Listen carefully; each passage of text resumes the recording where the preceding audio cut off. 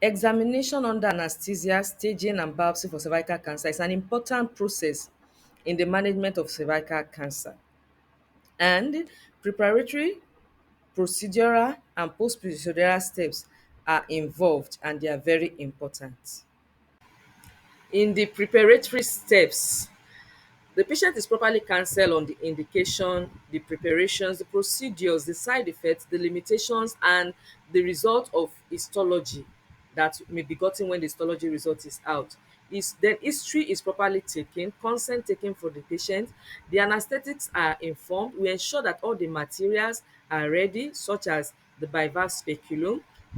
Two sim speculum can be there in case we prefer to use that.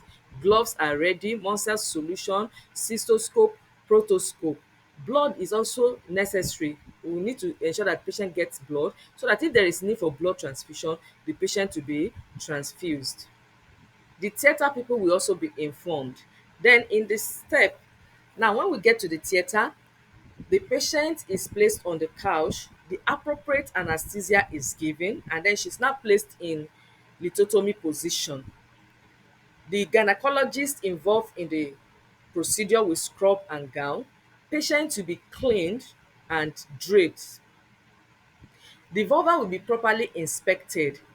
After that, we part the vulva, the labia, and then gently insert the speculum, which is the bivalve speculum, or the two sensing speculum may be preferred, which will expose the anterior and the posterior wall. Once the cervix is properly exposed, we inspect the cervix to see the lesion, the type of lesion, and also check the vaginal wall to know the extent of spread. We now take appropriate biopsy from the cervix with appropriate forceps, the Tischler's forceps.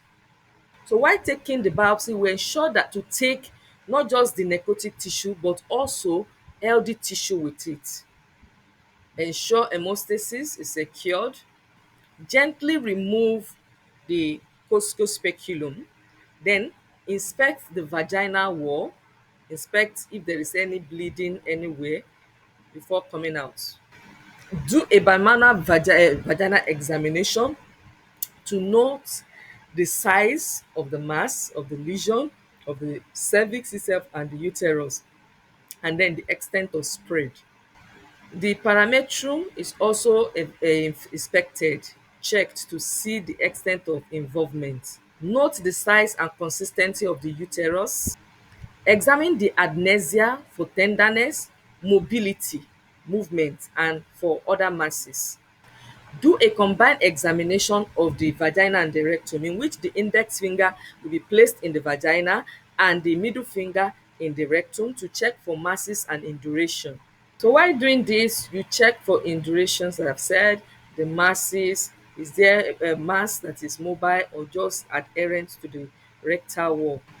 Perform cystoscopy if there's suspected bladder involvement, then protoscopy if the rectal wall is involved. As anesthesia, then return patient to dorsal position, then take patient out of the theatre. Label the histological sample, send for histology, and then document findings, debrief patient, give patient appointment to come with histological results. It is important to do digital examination first before putting speculum. The reason is for us to get the appropriate size of speculum and to prevent provoking bleeding. It's also important for us to note that if there is no cystoscope, the urine sample can be collected, centrifuged, and sent for cytology.